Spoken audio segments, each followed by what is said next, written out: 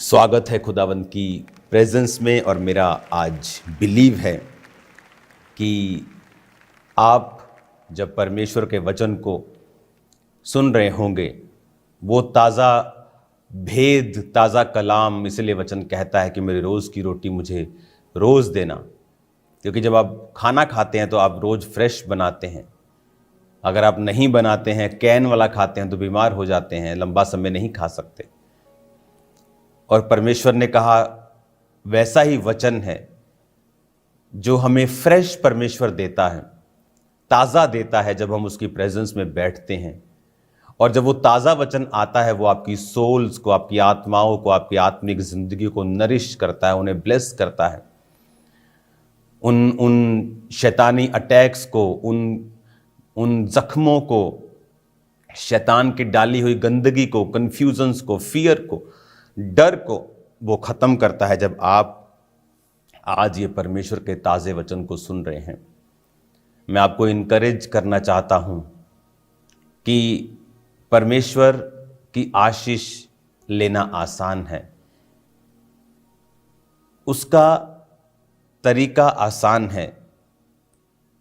जब मालूम पड़ता है उसका तरीका तो लगता है ओह ये तो बड़ा आसान था। लेकिन हो सकता है कि सालों साल लोग इस आसान ट्रुथ से, आसान सच्चाई से दूर रहें। आज हमें ऐसे क्रिश्चियन नहीं बनना है जो वचनों को अपने बेनिफिट के लिए एक टोटके की तरह इस्तेमाल करता है, लेकिन वो कहीं पहुंच नहीं पाता, क्योंकि वो आधी सच्चाई तक ही पहुंचता है। जब आप बाइबल पढ़ते हैं तो आप जब वचन पढ़ते हैं, एक वचन में लिखा है, परमेश्वर कहता है कि मैं तेरी हर घटी को महिमा सहित मसीह यीशु में पूरा करूंगा। लेकिन एक आदमी जब इसे पढ़ता है और क्लेम करने लगता है कि प्रभु तूने लिखा है, लेकिन वो ये नहीं देखता कि क्यों लिखा है, पौलुस ने ये किसको लिखा है। और उसके आगे पीछे जब वो पढ़ता है तो उसे मालूम होता है कि पौलुस ने ये उन लोगों के लिए लिखा था जिन लोगों ने पौलुस के मिशनरी कामों के लिए उसकी फाइनेंशियली सहायता की थी और उसके मिशनरी कामों के लिए उसको सहयोग किया था। अगर आप बाइबल में पौलुस की जीवनी को पढ़ेंगे तो सबसे अधिक नए नियम की पत्रियां पौलुस ने लिखी हैं। आज अगर आप यूरोप साइड चले जाएंगे, आप इटली चले जाएं, आप जो दुनिया की बेस्ट साइट्स हैं, आप वेनिस चले जाएं, जो हर जगह, हर मूवी में जिसको दिखाया जाता है, पानी पे बसा हुआ जो शहर है, पानी के ऊपर शहर बसा है। और उसकी गलियों में अगर आप घूमेंगे, हर गली में आपको एक ब्यूटीफुल चर्च मिलेगा। और ऐसा नहीं कि सिंपल चर्च, आपको घर सिंपल मिलेंगे, लेकिन अगर चर्च मिलेगा तो वो extra ordinary, too much costly. ऐसा लगता है कि जैसे किसी ने पूरे दिल से बनाया हो। आपको ऐसा महसूस होगा। उसका बीज किसने डाला? एक ऐसा व्यक्ति जो परमेश्वर को सताता था, पौलुस। और वचन क्या कहता है कि पौलुस कहता मैं इतना प्रचार कर चुका हूं इस एरिया में कि मेरी प्रचार करने की अभी जगह नहीं बची, मैं सबको प्रचार कर चुका हूं। वो बेदारी पौलुस की वजह से शुरू हुई। और आप यूरोप में चले जाएं, आपको कितनी चर्चिस मिलेंगी। वो बात अलग है कि आने वाले सालों के बाद, दशकों के बाद चीजें बदली, लोग इसे रिलीजियस रूप में लेने लगे। लेकिन पहले ऐसा नहीं था। इंग्लैंड में अगर आप चले जाएं तो आपको हर गली में चर्च मिलता था। संडे हर व्यक्ति चर्च अटेंड करता था। लेकिन धीरे धीरे जब वो शारीरिक हुए, वचन को तोड़ना शुरू किया, देशों के ऊपर कब्जा करना शुरू किया, तो परमेश्वर ने, और शारीरिक रूप से सोचना, ह्यूमैनिटी आगे आ गई और स्पिरिचुअलिटी पीछे रह गई। तो क्या हुआ? आज आप देख रहे हो क्या हो रहा है उन देशों में। आज वहां की टॉप की पोजीशंस अन्य जातियों के पास है, क्रिश्चियंस के पास नहीं।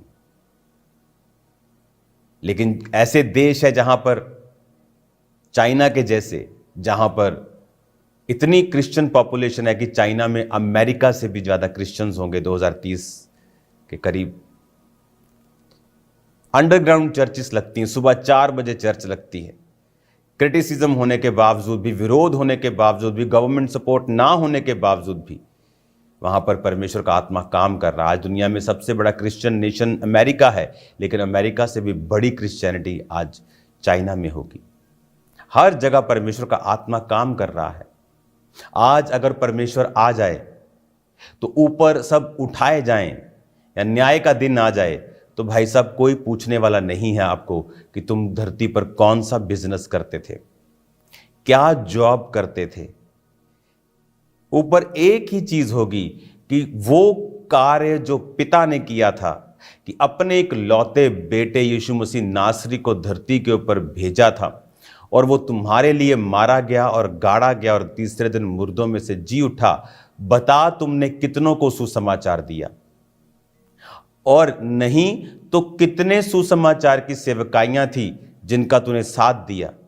कौन सी ऐसी सेवा थी सुसमाचार को फैलाने वाली जिसमें तू एक्टिव भागी था। हम तो चुराने वाले बन गए आज कलीसियाओं से, चोरी करने वाले लोग आ गए आज कलीसियाओं में। देने वाले तो कम है, चोरी करने वाले ज्यादा हैं। इमेजिन करो ऊपर जब न्याय होगा, इन लोगों से पूछा जाएगा तो वो लानत, वो शर्मिंदगी उनको 200-400 साल के लिए नहीं, अनंत जीवन तक सहनी पड़ेगी कि हम पृथ्वी के ऊपर थे और हम परमेश्वर की सेवकाई में बहुत कुछ कर सकते थे, लेकिन हमारा लालच, अनगैली, अधीनगी ना करना हमें आज शर्मिंदगी का सामना करना पड़ रहा है। आज अगर सब उठा लिए जाए तो ऊपर कोई पूछने वाला नहीं तुम्हारी हाइट कितनी है, तुम कौन सी क्रीम यूज करते थे। परमेश्वर वहां पे स्पिरिचुअल चीजों का हिसाब लेगा। कितनी रूहों को तुमने बचाया, कितने भूखों को तुमने खाना खिलाया। पौलुस कहता है बाइबल में, बहुत से लोगों का नाम ले गए कि इन लोगों ने मुझे धोखा दिया, और बहुत से लोगों को बोलता है कि ये लोग मेरे संग रहें और प्रभु सब चीजों का न्याय करेगा। वो तो कहता है बाइबल में।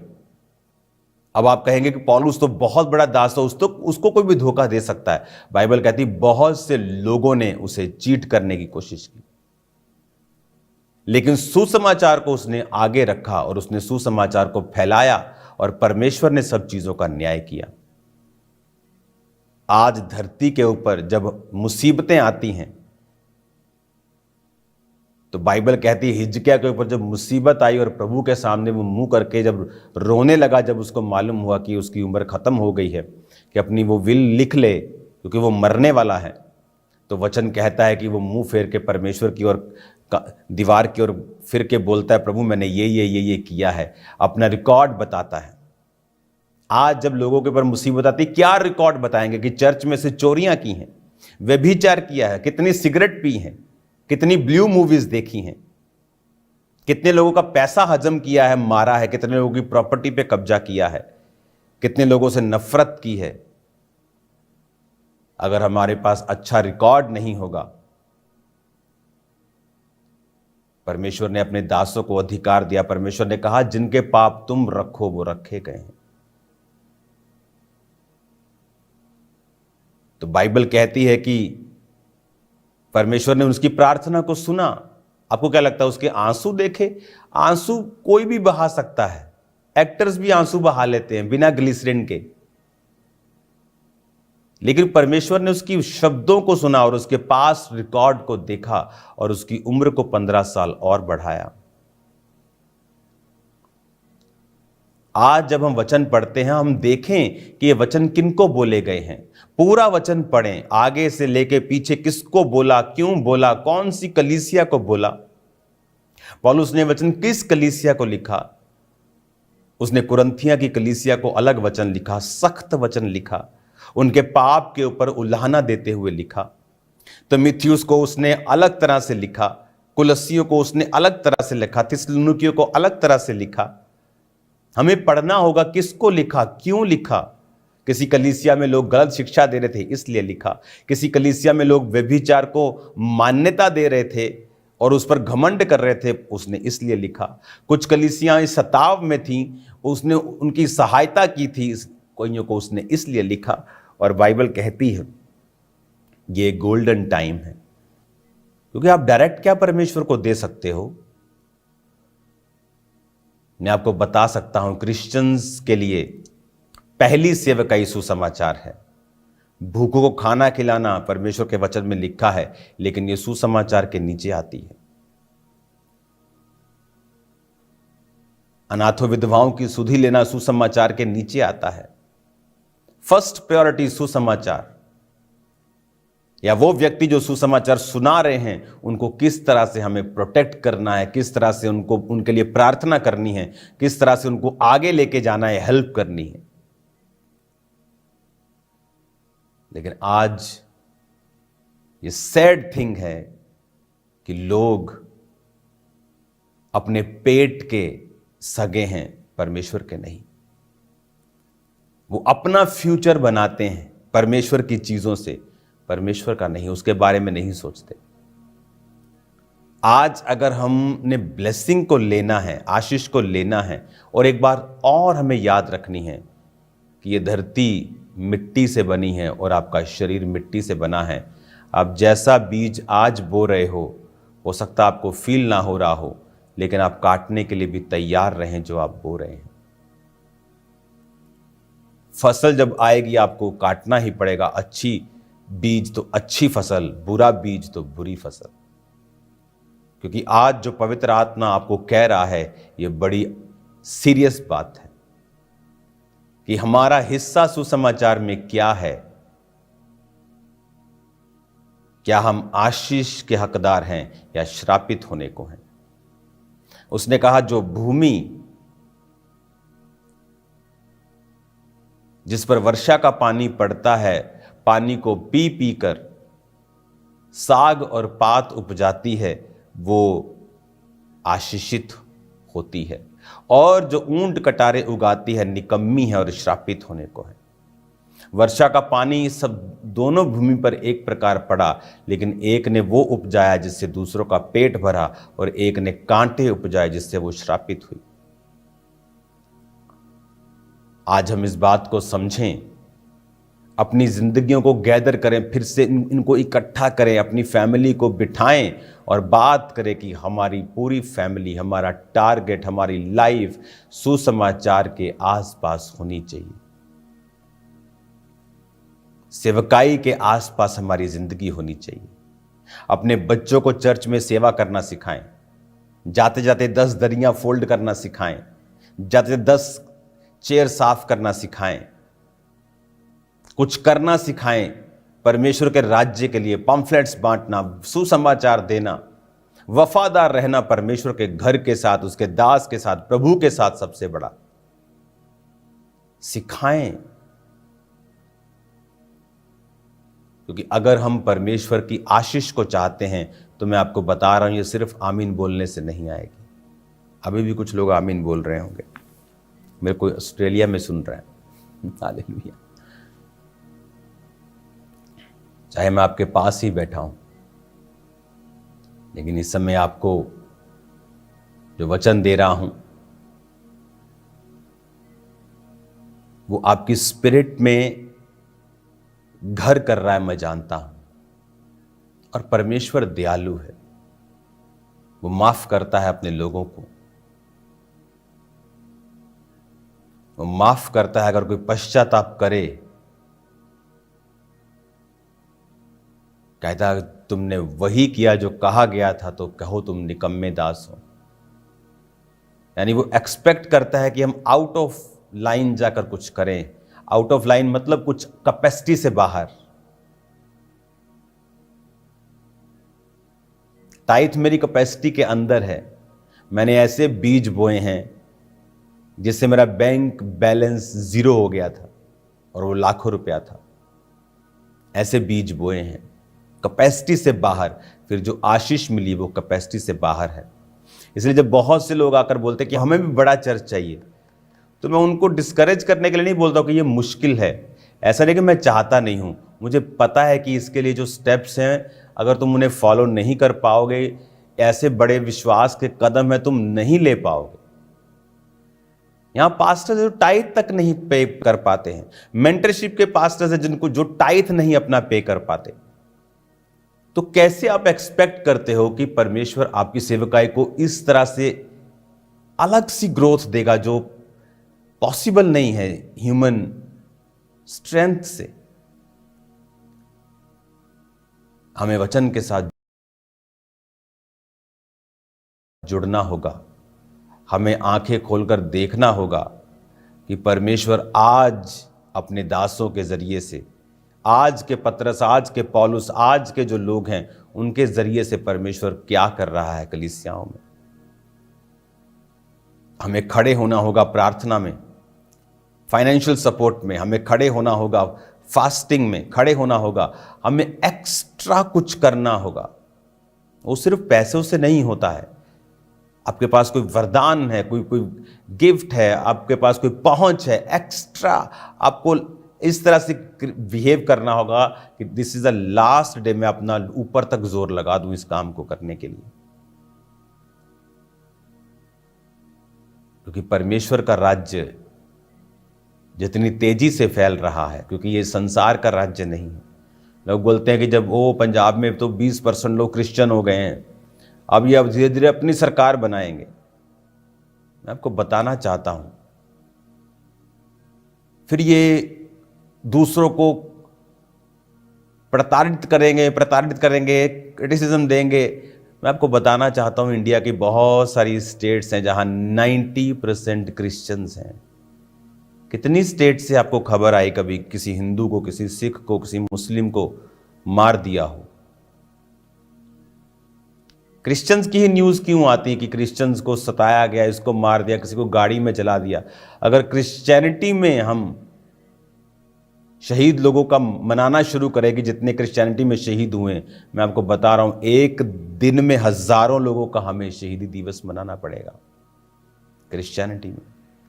अभी पीछे एक न्यूज़ आ रही थी, एक देश में, आई थिंक ये म्यांमार में और इराक ईरान वाली साइड में, एक पास्टर को मार दिया।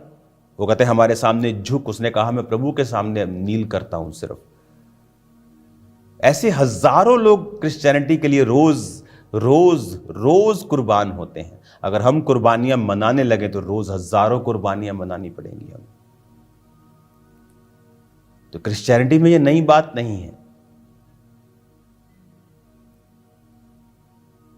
आज हमें यह समझना होगा कि मुझे अपना जीवन सेवकाई के आसपास ही बोना होगा।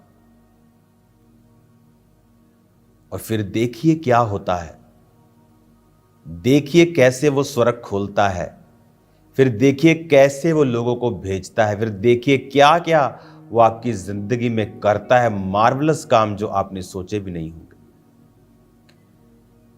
जो एक खरबोपति नहीं कर सकता है अपनी लाइफ में, वो आपको ऐसे ही दे देगा। लोगों को लगता है कि ये शायद पैसों से सब कुछ मिल जाता है, पैसों से बहुत कुछ मिल जाता है, लेकिन सब कुछ नहीं मिलता है। हो सकता है कोई व्यक्ति बहुत अमीर हो लेकिन अपनी फैमिली लाइफ से बिल्कुल भी सेटिस्फाइड ना हो, पर वो कुछ कह नहीं सकता। लेकिन एक क्रिश्चियन व्यक्ति जो सेवा में है, उसकी लाइफ को आप इमेजिन नहीं कर सकते इनसाइडली वो कितना ब्लेस्ड है अपनी लाइफ में, क्योंकि वो खुदावंद की सेवा में है। अपने जीवन को परमेश्वर के आसपास लगाएं, अपने बिजनेस को खुदावंद के लिए समर्पित करें। अगर मुझे घर लेना है कहीं तो मैं अपने पैसों से लेता हूं, मेरे अपने पैसों से। तो मैं खुदा से कह रहा था, परमेश्वर ये वाला बिजनेस अगर मैं ओपन करूंगा तो मैं तुझे अपना 50% पार्टनर बनाऊंगा।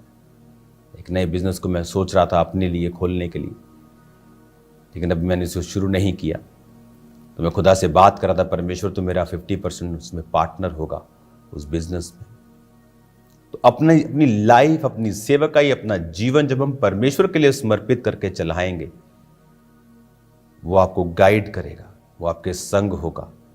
राजा तेरे आरोहण के प्रताप के लिए आएंगे।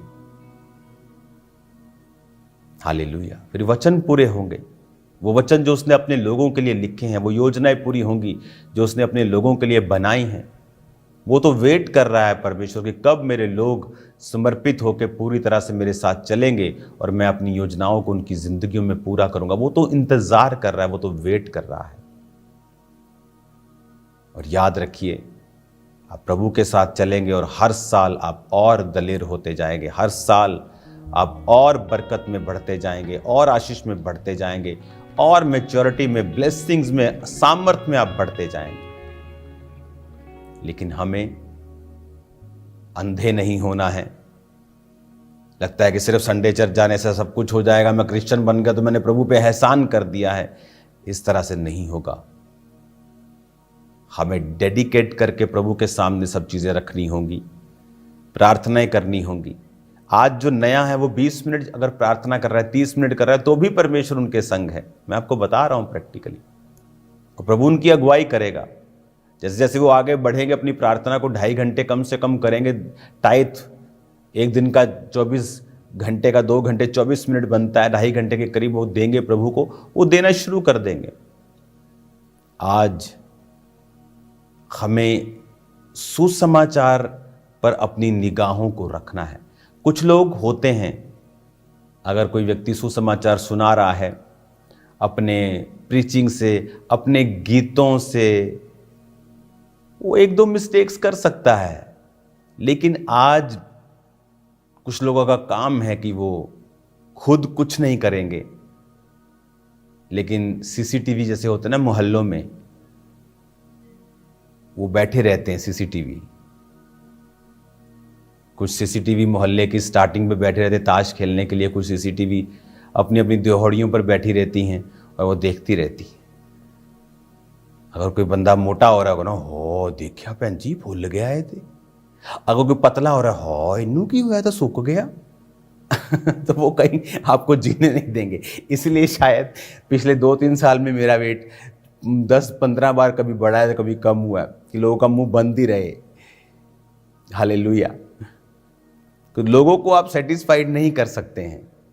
तो ऐसे मत हो, ऐसे मत बने कि आप सिर्फ क्रिटिसिज्म ही कर रहे हैं, आपको सिर्फ कमियां ही दिखती हैं। ऐसे मत बने, ऐसे नेगेटिव मत। ये स्पिरिट है, ये एक दुष्ट आत्मा है, ये एक दुष्ट आत्मा है। भूले मत, प्रचार करने वाले, गाने वाले भी एक मनुष्य ही हैं। मैं भी एक मनुष्य ही हूं। लेकिन जब आप किसी को उत्तेजित कर देंगे तो वो आप अपनी गलती मानने वाला नहीं है। फिर ऑनलाइन आपका तरीका गलत है, वो डिफेंड ही करेगा। हर व्यक्ति ऐसा करेगा।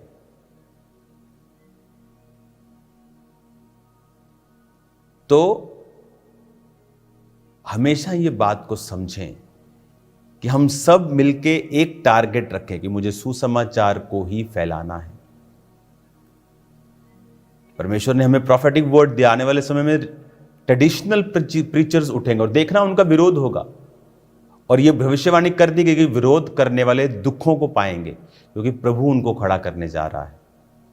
क्योंकि हमारा परमेश्वर धर्म नहीं बदलता। इसलिए चर्च में आने पर बोला नहीं जाता कि भाई साहब आप ये वेशभूषा ऐसी क्यों है, आप कुर्ता क्यों डाल के आए हो, आप पगड़ी क्यों डाल के आए हो। यीशु मसीह ने धर्म नहीं बदला, उसने जीवन बदला। आपके कर्म अंदर के जो हैं,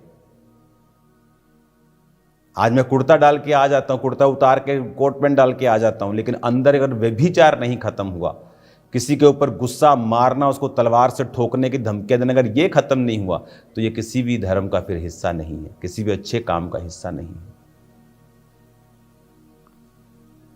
हमें अपनी लाइफ को डेडिकेटेड होकर सुसमाचार के ऊपर रखना है। आप कोई भी परफेक्ट नहीं है, लेकिन बाइबल कहती है बी परफेक्ट। हमें बनना है परफेक्ट, हमें बनना है परफेक्ट। हमारा टारगेट है वो परफेक्ट बनना। जीसस ने कहा है बी परफेक्ट। इसका मतलब ये हो सकता है, ये हो सकता है, इट कैन बी पॉसिबल, ये अचीव किया जा सकता है। ये अनअचीवेबल नहीं है कि ये हो ही नहीं सकता। अगर आप आत्मा में चलेंगे, कई बार आपको शाम को आप बैठे और जस्ट आप अपने पूरे परिवार को बुलाएंगे और इकट्ठा करेंगे, चलो आज 2 घंटे हम चर्च के लिए प्रार्थना करते हैं, चलो आज 1 घंटा प्रभु के दास के लिए प्रार्थना करते हैं, चलो आज 1 घंटा हम पूरी दुनिया के क्रिश्चियंस के लिए जो सताए जा रहे हैं उनके लिए प्रार्थना करते हैं, चलो आओ आज हम इस छत्तीसगढ़ स्टेट के लिए, यूपी स्टेट के लिए प्रार्थना करते हैं, बहुत परसिक्यूशन पास्टर्स का वहाँ पे हो रहा है। तो ये चीज़ों के लिए हम बुलाए गए हैं। एक दूसरे पे टीका टिप्पणियां और उंगलियां करने के लिए हम नहीं बुलाए गए। हमें तभी बोलना चाहिए जब कलीसिया का फायदा है, वो चाहे किसी के खिलाफ हो चाहे किसी के साथ हो, लेकिन कलीसिया का फायदा है अगर हम उसमें, कि कलीसिया को ये काम नहीं करना है, हमें अपनी चर्च के ऊपर, स्टेजेस के ऊपर व्यभिचार को प्रमोट नहीं करना है। पाप में से तो हम निकल के आए हैं, उसी चीज को हम स्टेज पर प्रमोट कैसे कर सकते हैं? हमें वो चीजों के लिए अलर्ट रहना है, परमेश्वर के लिए ऐसा जीवन जीना है जो उसे प्रसन्न कर सके। आपका पूरा जीवन सुसमाचार के इर्द गिर्द बना खड़ा होना चाहिए। मैं आपको बोल रहा हूं, फिर कुछ प्रार्थनाएं आप करेंगे और आपको रिजल्ट मिलेगा। आप रोएंगे और चिल्लाएंगे नहीं, और खुदावंद आपके साथ होगा। आज से प्रार्थनाएं करें, पंजाब के लिए प्रार्थना करें, जो परमेश्वर नए नए लोगों को खड़ा कर रहा है उनके लिए प्रार्थना करें, जो खड़े हो चुके उनकी सुरक्षा के लिए प्रार्थना करें। हम सब मिलकर एक देह हैं, एक दूसरे के लिए प्रार्थनाएं करें ज्यादा से ज्यादा। हालेलुया। अगर आपके पास बुद्धि है तो उसे बिल्ड करने के लिए इस्तेमाल करें, उसे डाउन करने के लिए इस्तेमाल ना करें। वही करें जो पवित्र आत्मा की ओर से हो। आमीन। और मेरा बिलीव है, जब मैं आपके पास आ रहा हूं, मेरा बिलीव है कि परमेश्वर बड़े और अद्भुत और अजीब कामों को हमें दिखाएगा, और परमेश्वर के कामों की नदियों को बहते हुए हम देखेंगे और आत्मा को बहते हुए देखेंगे। हालेलुया। अपने हाथों को उठाओ।